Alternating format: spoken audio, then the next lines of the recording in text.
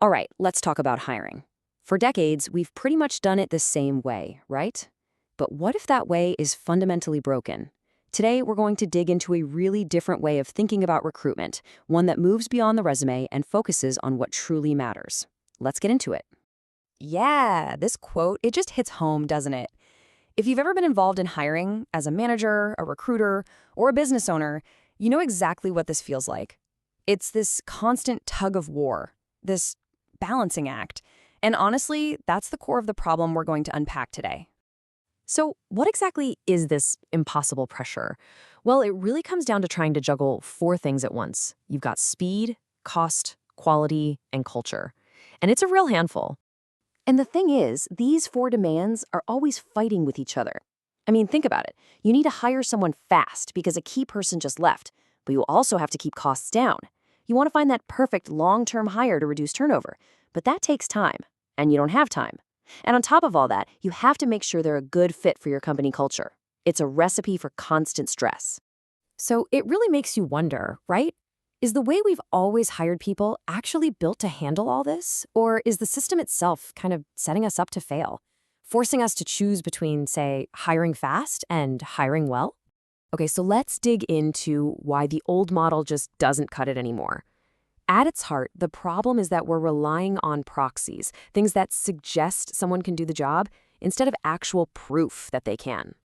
And that's exactly what this is about. We're judging a book by its cover. The resume is the ultimate proxy, isn't it? We glance at it for what, 6 seconds? We look for keywords, a fancy university, and based on that piece of paper, we decide who even gets a shot.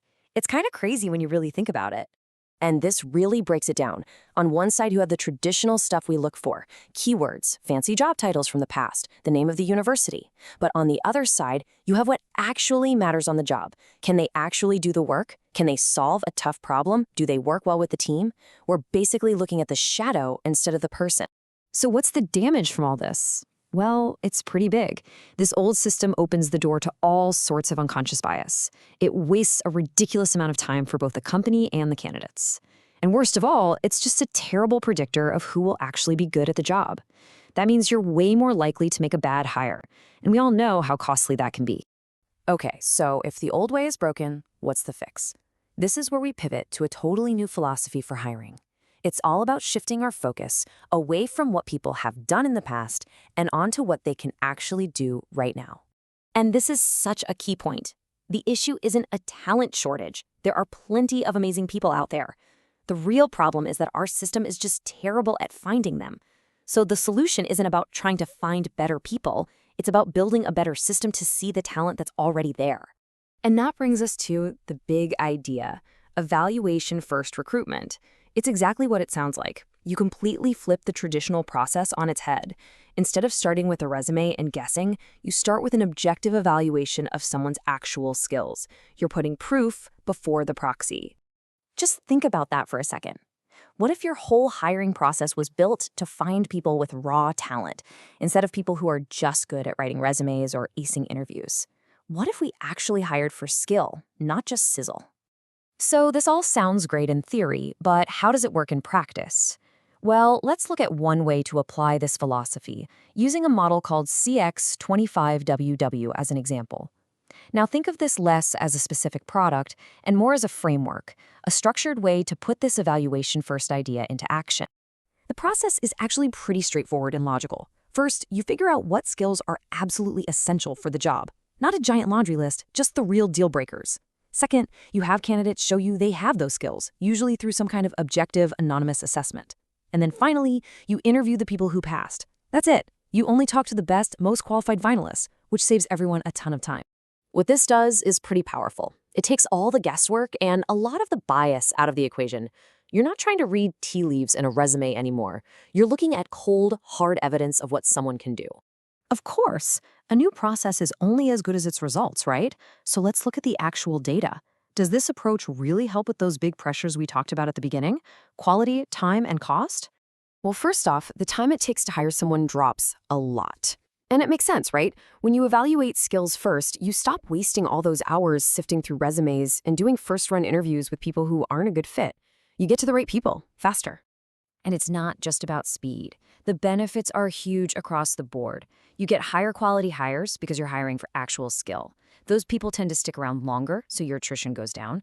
The whole process is more efficient, so costs go down. And here's a really important one. Because you're removing so much of the subjective stuff, you naturally end up with more diverse teams. It tackles all four of those big pressures we started with. And if you need one number to really drive this home, here it is.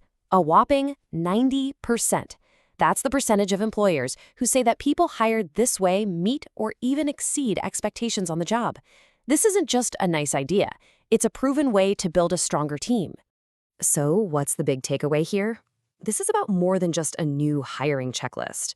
It's about fundamentally evolving how we think about talent. It's about building a future that's not just more effective, but also a whole lot fairer for everyone involved. Let's face it, the world of work is not what it used to be. The skills we need are constantly changing. It only makes sense that the way we find those skills has to change too. At this point, it's not really an option anymore. Hiring models just have to evolve. And what's great is that this shift really is a better path forward for everybody.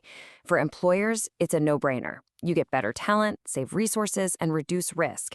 For students and freshers, it's a chance to show what you can do, not just what's on your transcript.